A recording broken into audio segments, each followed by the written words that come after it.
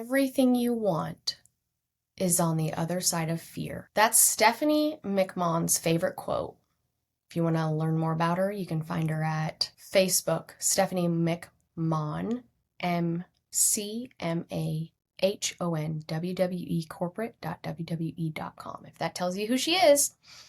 Stephanie is the Chief Brand Officer of the World Wrestling Entertainment Inc., WWE, and is the organization's global brand ambassador.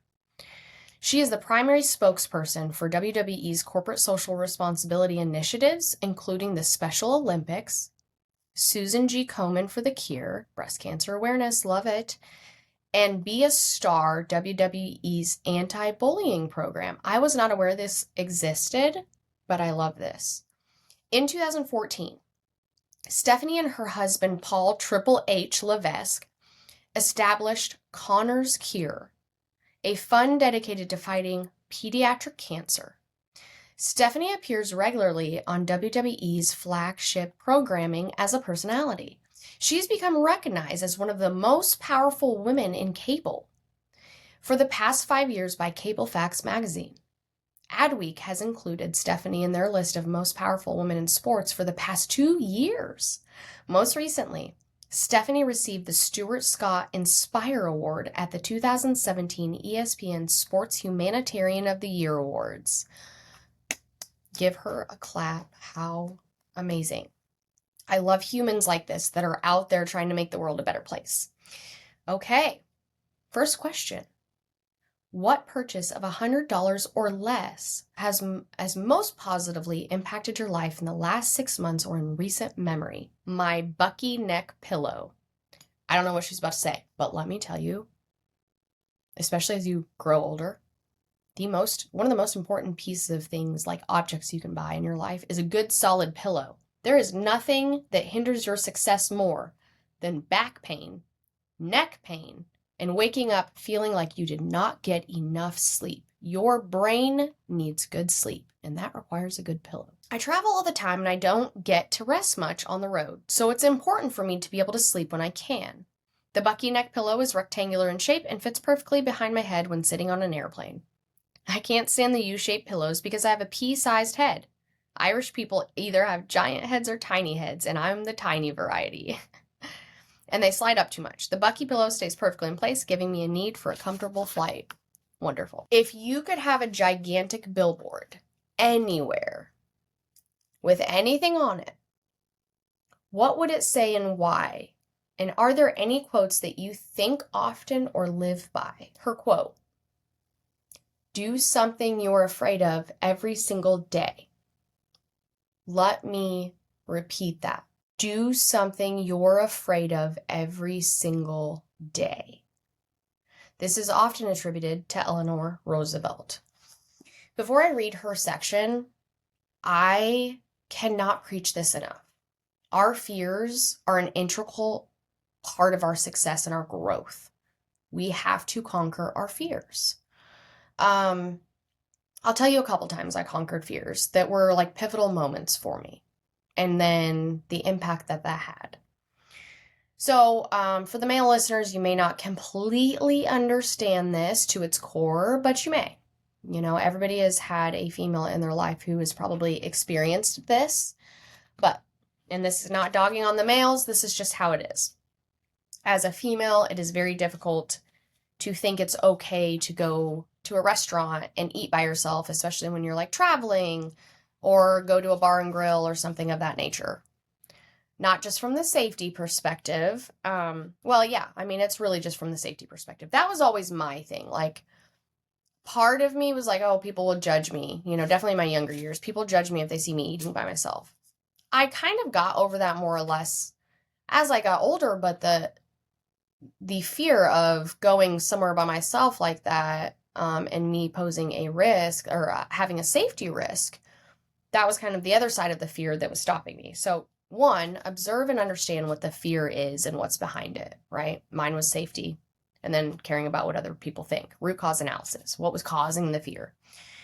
So I knew that. I had to go to California for 2 weeks a few years back for work. And one of the things before I went on that trip I wanted to do was beat my fear of going to restaurants by myself. I know there's Grubhub, there's DoorDash, which typically when I was traveling, I was utilizing those resources. But I was like, I need to make a conscious effort to go into an establishment and sit by myself regardless of my fears. And I did just that. Every single day, just about, that I was in California for those 2 weeks, I went and conquered my fears. What did I do? I went and ate IHOP breakfast every morning. It was glorious. I went to bars by myself, like bars and grills by myself, met new bartenders that were just saying hi. I found a great bottle of wine in West Sacramento. I even took the chance and went by myself to cross off a bucket list item while I was in California, and that was skydiving. And when I tell you, I had to sit there for several hours waiting to go in the plane, how many people approached me legitimately to ask, you don't have anyone with you to go skydiving? Like it was flabbergasting to them that I would choose to go skydiving just by myself in California, you know? And then the second one was I had always previously had a very difficult time expressing my emotions, what was going on internally, not because I couldn't articulate them, because I couldn't trust other people with the information, right? Root cause analysis. I had to understand why I had the fear of telling people my personal life, my thoughts, my feelings. I never had a safe place to do it. And when I did try, it was always thrown in my face or utilized against me later. Well, that's not a safe space, is it? You can't trust that person to have a conversation because your fear is that it's going to get thrown back in your face or something else. So how did I conquer that fear? Well, I shared my deepest, darkest, most awful experiences in front of the world, essentially, by posting a raw, authentic TikTok. So it was so empowering for me because after that, it made every video easier. Because I put it off for weeks and weeks and weeks posting it, but I knew I needed to do it. And one of the other things I did when I started my TikTok journey was I never, ever replayed the video. I only posted. Because I knew what holds me back. Well, if I watched that video, I would self-criticize and then I would end up not posting it. That's strategizing. If I know my weaknesses before I do something, then I just need to navigate around those things or beat them. So I did both and it worked. It's just like public speaking. A lot of people are terrified of public speaking.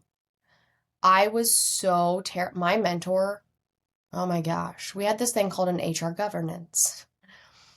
And an HR governance at every business unit, this is in, the manufacturing environment, but any organization for the most part will have some type of governance. And what that is your department, business unit, your team puts together a presentation where you essentially review with the higher ups all of your metrics. Here's where you're at in all these categories. Here's what you're doing well. Here's what I'm not doing well.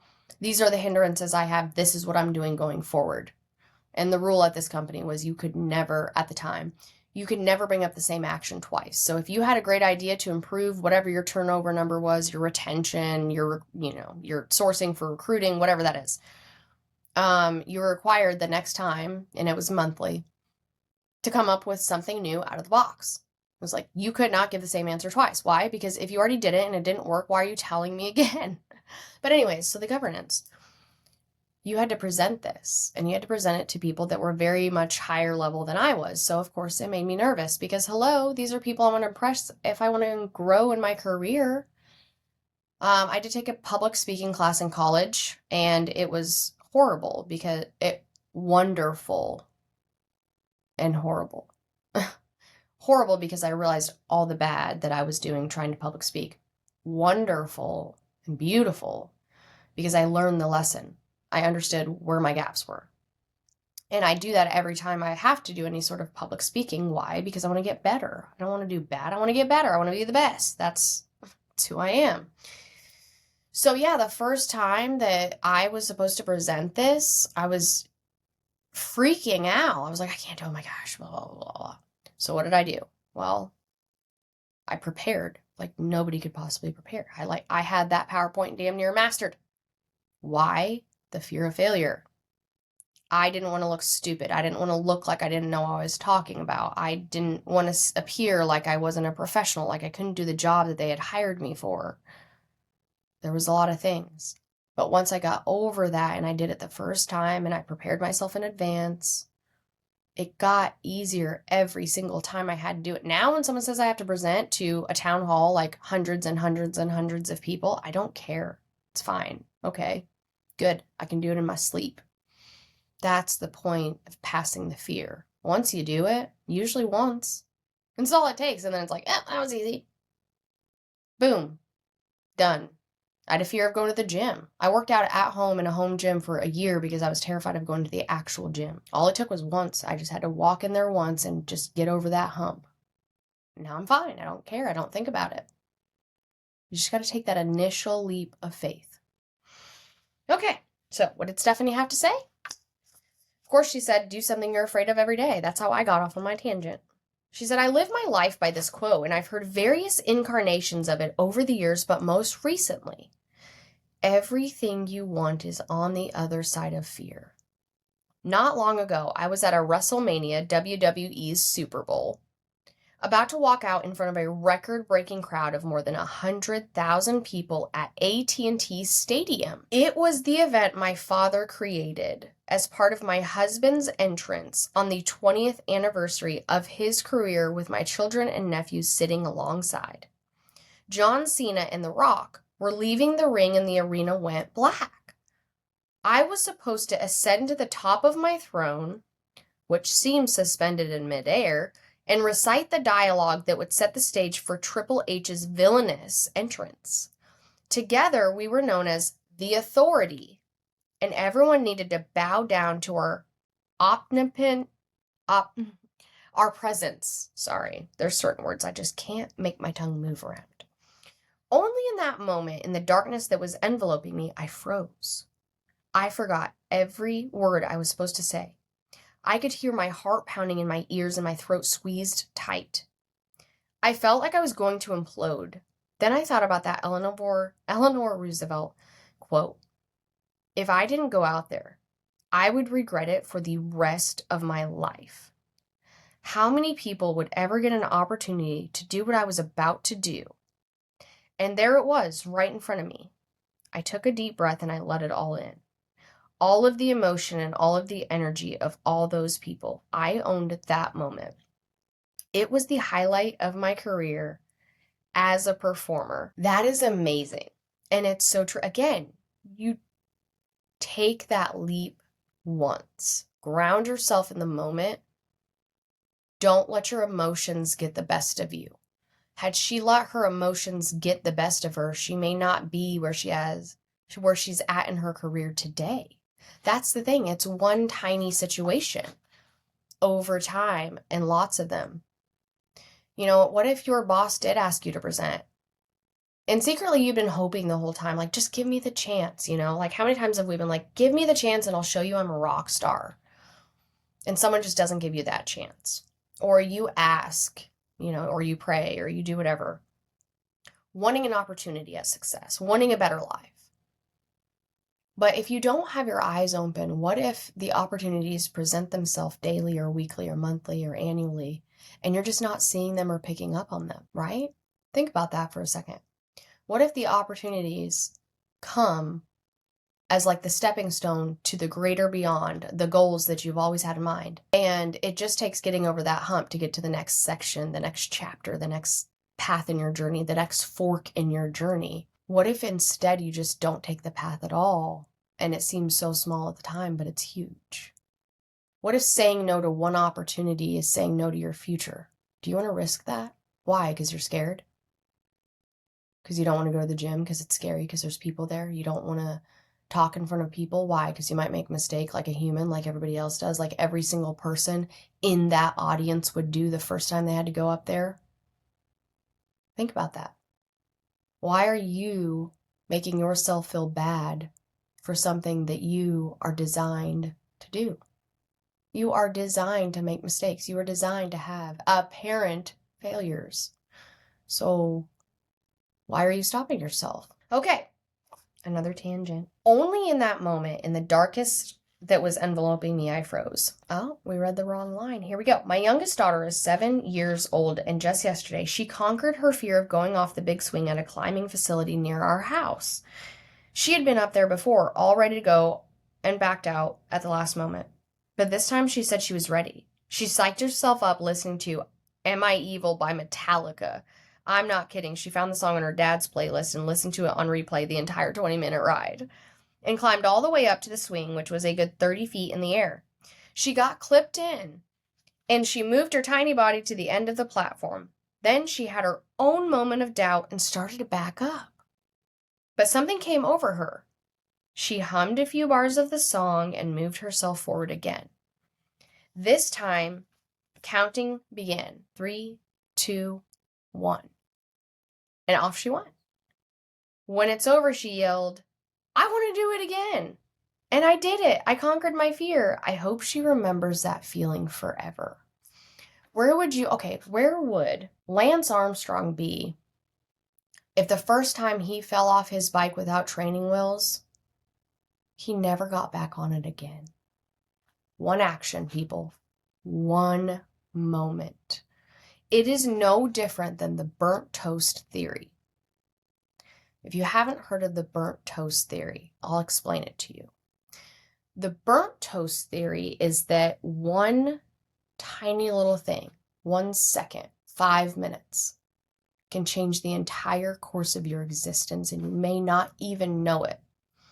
And in turn, because of this information I'm going to give you, it should theoretically make you more grateful for the little annoyances that happen in your life because of the burnt toast theory. All right, so the burnt toast theory is you get up every morning, you do the same thing every day. You make your toast, you drink your coffee, and you go off to work. But what if that morning you were making your toast and your dog pissed all over the floor and you went to clean it up, you're aggravated because you're already, maybe you're running behind or whatever. And all of a sudden your toast gets burnt and you're like, oh. So you have the opportunity. You either don't eat the toast and you just walk out the door, or you remake another piece of toast. Most people will just remake another piece of toast. In this lesson, we're going to talk about making another piece of toast. So you make another piece of toast, that takes you 5 minutes. All of a sudden, you're 5 minutes behind where you would have been had you left after that toast had finished if it was not burnt. So the theory is that 5 minutes could have been the car accident that killed you. It could have been meeting your soulmate at a gas station. It could have meant finding a $100 bill on the ground versus not. It could have meant coming up on an accident in traffic, and now that was another hour of your time. It could have been anything. In that 5 minutes, you changed your entire existence because you chose a different pathway. Now think about every time that's happened in your entire life. Every time you've spilled your coffee and got distracted. Every time you had to stop to go to the bathroom because you accidentally drank too much coffee that day. Your pants weren't dry out of the dryer, so you had to wait 10 minutes for them to dry before you could leave your house. Every single step you take changes the entire course of your existence. And that is the burnt toast theory. It's amazing, huh? It gets you really thinking. But the idea is that in knowing that, be grateful for the little nuances, because maybe you did spill your coffee. Maybe you did stub your toe. Maybe something took place. But maybe that's also what saved your life. Or maybe that's what got you to meet your soulmate. Maybe that's what got you your career. You don't know. That's the scary part. Because we don't know, we have to act on blind faith sometimes. And sometimes that blind faith means conquering those fears to get to the end all be all, the fun parts, right? Do you think professional snowboarders hurt themselves and stopped and fell over, got a concussion, and then gave up their dreams? No. Do you think Patrick Mahomes, the first time he got tackled too hard by someone, and, because the QBs are special, do you think he just gave up? Do you think Joe Burrow gave up after his first injury? What about Kyle that we talked about the other day? What would have happened had he given up, knowing that he was a quadruple amputee? Would he have made the No Excuses gym that made an impact on other people's lives? Do you see where I'm going with this? It's amazing. All right, next question. What is the book or books you've given most as a gift and why? And what are 1 to 2 or 3 that have greatly influenced your life? She has one only, and I gotta love it. It's by Tim Ferriss, our lovely tribe of mentors, and it's called Tools of Titans. Dang it, people, now I gotta write that down on the list. Hold on. Tools of Titans. We're gonna add that to the list, and I will read it to you because I know in my heart of hearts, in my soul, that book is amazing. I just know. All right. What is an unusual habit or an absurd thing that you have? Oh, I chug water bottles. It's the only way I stay hydrated. Who enjoys sipping water? I'll sip coffee all day. Starbucks venti cold brew with 2 shots of espresso and 2 stevia packs if anyone's interested. But I feel the least bit thirsty. But if I feel the least bit thirsty, I'll grab a bottle of water and chug the entire bottle without stopping. I actually love this idea. That is so smart. It's like what I do when I am skipping a meal on purpose due to my dietary restrictions, and I know I have to drink a protein shake instead, and I just chug it. That's all I do. Like, you know what? If this is my dinner today or my lunch, I'm just going to chug it right now, get it out of the way. Don't step on it over time. Does its job, move on. What is one of the best or most worthwhile investments you've ever made?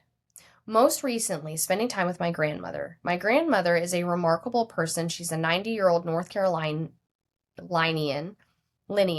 who was a budget analyst in the 1940s. Oh man, I'd love to ask her about some budgets. Loves to drink her vodka tonics and smoke cigarettes and has absolutely no filter on what she says. She broke her hip over Christmas and made a full recovery, had discs fused in her neck. Months later, had just found out that her lung cancer, which she had already beaten before, has now come back. In spite of all of this, when I went to visit her, she sat with her back straight and had a fire burning in her beautiful blue-green eyes. I've been visiting her more since her neck surgery, going to see her after dropping the girls off at school instead of doing my morning cardio, and I couldn't be more grateful for that time. She always reinforces what's most important in life, the people that you love, and consistently reminds me not to let anybody walk over me.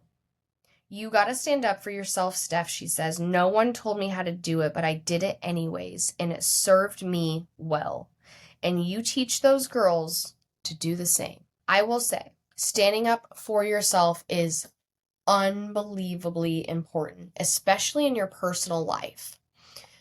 I will say, standing up for yourself in a business and professional environment needs additional safeguards. So my mentor, one of them, who will be on this podcast at some point, the one thing at the beginning of my career that was a consistent pattern as far as my performance reviews with this individual. It's always kept with me because it's true. It was one of the major things I need to work on because this is the part that didn't come naturally to me. Committing career suicide and dying on hills. I am the type of person that will die on that sword, will die on that hill to prove a point. And I had to get over this when working with other people. I had to learn when was the appropriate time to die on that sword and when was the appropriate time to keep it in my back pocket. So what I will say is, yes, absolutely. Absolutely. Conquer your fears. Don't let anyone walk all over you. And speak your truth and speak your mind and stand up for yourself. But when you do it in a professional environment, I strongly urge you to take a step back, do nothing out of emotion, evaluate all of the data in front of you before making the decision to react. And when you do react, if that's your choice, ensure that you are satisfied with that being your end-all be-all, right? How you communicate that can significantly impact your future. And we'll talk more about how that corporate politics works as we get through this. And definitely when my mentor comes on, I'm going to make sure he shares his number one advice and tip for dealing with the political side of your career, because it is cutthroat. And if you don't have the tools or a wise mentor, or you haven't been through it before, you will absolutely commit career suicide. So, is that to say don't stand up for yourself? Absolutely not. But when you do it, understand the environment that you're in, the people that are in that environment, and what those impacts will mean going forward. Okay. All right. In the last 5 years, what new belief, what new behavior or habit has most improved your life? She said, I'm not as religious as I want to be, but before I go to bed, I try to think of 3 things that made me happy during the day. It's an evolution of thinking of 3 things that I'm grateful for before bed. I found that I would feel guilty if I didn't say certain things I was grateful for, and I wound up saying the same things over and over.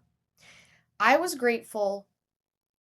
Thinking of things that made me happy helps me put aside all the baggage I've packed throughout the day, and it helps me focus on what's really important.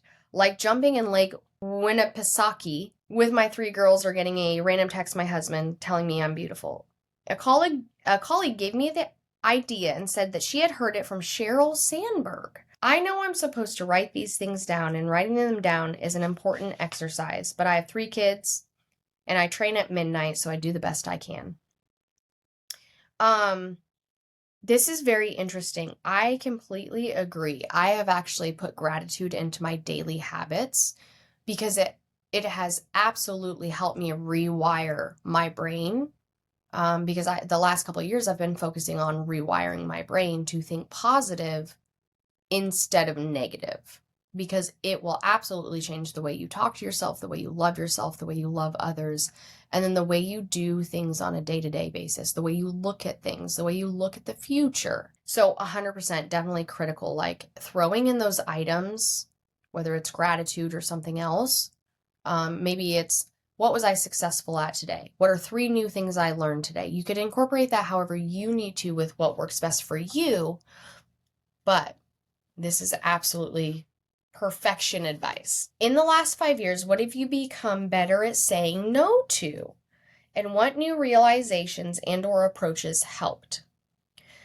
She said, I actually had a hard time learning to say no at all. I just want to say, I used to always have this problem too. There were certain people in my life, if I was extremely comfortable with them, I'd feel comfortable saying the word no.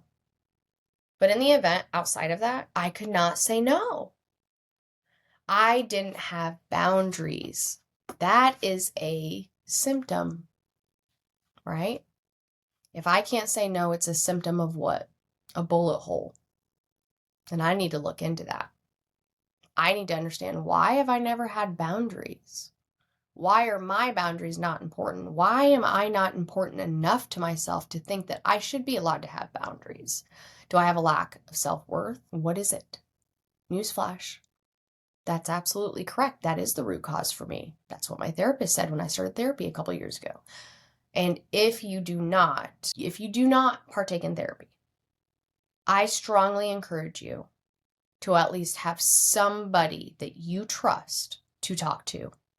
You must have someone to talk to have an outlet for your emotions. I don't care who it is, unless it's, someone it should not be, and you're actually putting negative out into the world. But you catch my drift. The culture at WWE is a can-do or yes environment. There is no such thing as a no. There can be a yes, we can do that, but here are the challenges if we do. But really, I can't imagine saying no, Vince McMahon, chairman and CEO of WWE, who also happens to be my father. Sorry, that's impossible. Oh my gosh. Yes. Can I just say, before I read the last paragraph of this entire chapter, the frustration I have felt in the business world when people tell me things are not possible, whether it's the accounting department, the marketing department, the engineering department, human resources, ops, it doesn't matter. Every organization I go to, there will always be someone that says that's not possible, and they're wrong. Everything is possible. You just have to find the way. Now, can they say that's not possible because the budget that we approved for this year is locked in and we physically cannot go outside of that? It will never get approved. Okay. But where's their other money? Let's look at that budget. Let me call the plant manager and see where he's hiding money. They always hide money. They always put it into a different bucket. They're always saving that budget for later, right? The budget can be manipulated. As long as you don't go over the overall, typically in an organization, you're okay. So what's the real problem? It's not a priority. If it was a priority, it would be done. We wouldn't be talking about it. So if you're in a marriage, if you're in a relationship, if you're in a company, wherever you are, if you're ever curious if something is or is not for you or not, whatever. That's how you approach it. Is there an alternative? Is there not an alternative? You're like, where's she going with this? Well, is there a different way to do things? And is that feasible within the relationship, the environment that you're in, right? If you're in a work environment and you know it's not good for you, and you know that, well, just like this quote says, if it's an environment, let's say that breeds the whole, you're not allowed to say no. You evaluate and then you move on or you navigate. So if I'm in an environment where the culture says not to say no to things, and I know me personally, that's not part of who I am, right? There are certain people that are like, you can have me do A, B, C, and D, but the second that you ruin or try to ruin my ethics or my integrity, I'm gone. That's me. That's what I do.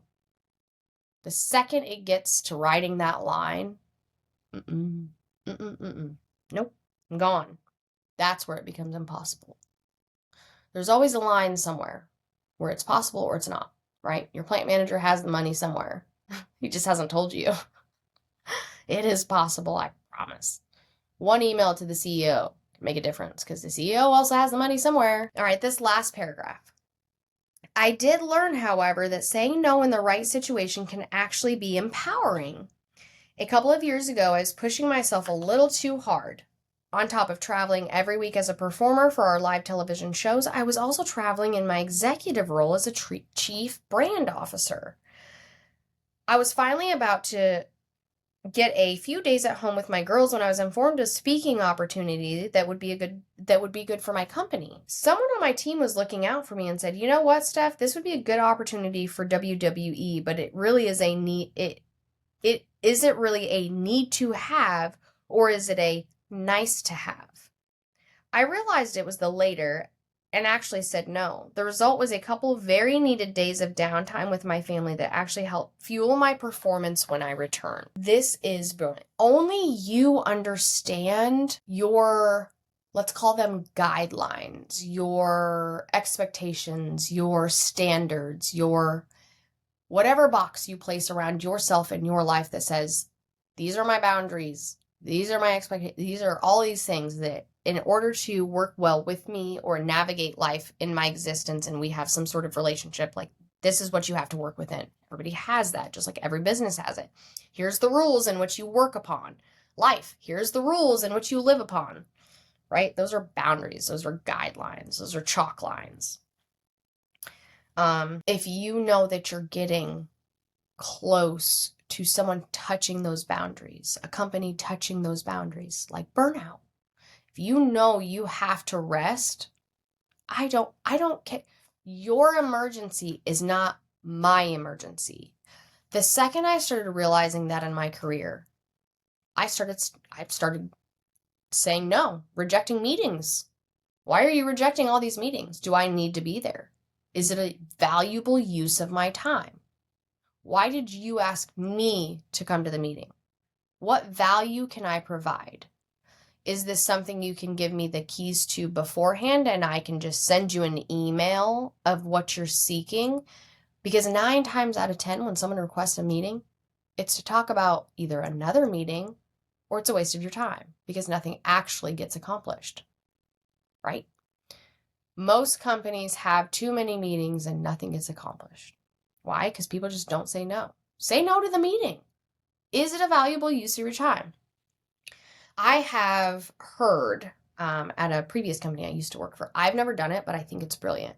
I have heard of people that have said they have a quota in their head, and no matter what, they will never go over it. No matter what is going on, they stick to it. So if their quota is, these are for meetings, their quota is 3, they will never accept a meeting past 3. They cannot have more than 3 meetings on their calendar that day. So what does that mean?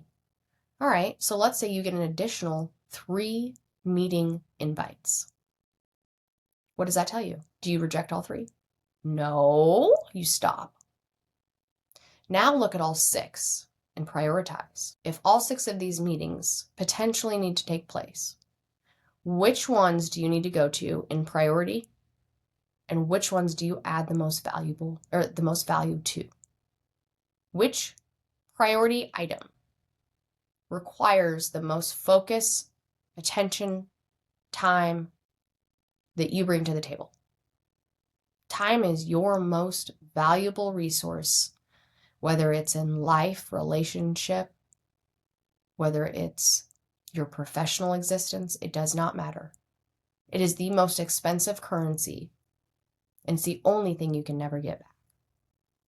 So, whether it's at home, whether it's at work, wherever you are you utilizing the most valuable resource in existence to its fullest potential to get the most value out of it?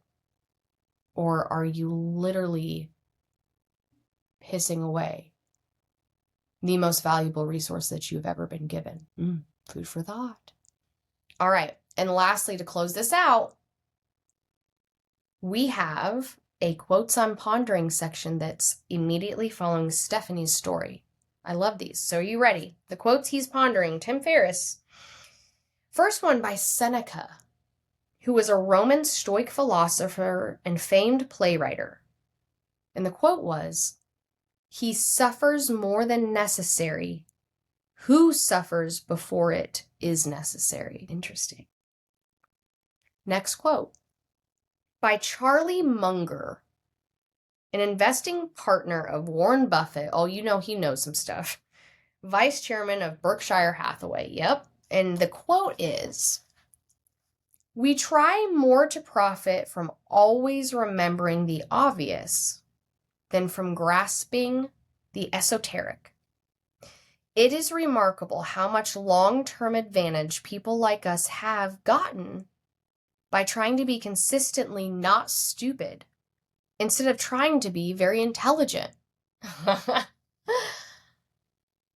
I love this quote, and I know for a fact there are going to be a couple listeners that are absolutely going to love this as well, because it's brilliant. Next one, and I do struggle to pronounce this, Seigyo, and this was a famous Japanese poet of the late Heian and early Kamakura period. I'm so sorry, listeners. I promise. Names and locations are not my forte. At least not pronouncing them. "One who is mind is one with the sky void, steps into a spring mist, and thinks to herself she might in fact step out of this world." And he put in quotes at the bottom. This very odd quote might make more sense if you read the psychedelic discussion in the James Federman chapter of Tools of Titans. All I'm going to say is this quote to me means one who is willing to look at what's right in front of them and has the self-confidence and self-reassurance that they can do anything, they will absolutely take the next step and hit that challenge, or try to. That's what it tells me. So, I think that was a great episode. I think we've learned a lot. I think it was very valuable as far as what we heard today. So, can't wait to hear you next week, to see you next week, and learn some amazing things from these tribe of mentors, because you know what? They are killing it in this book. And shout out to Timothy Ferriss. You're a legend.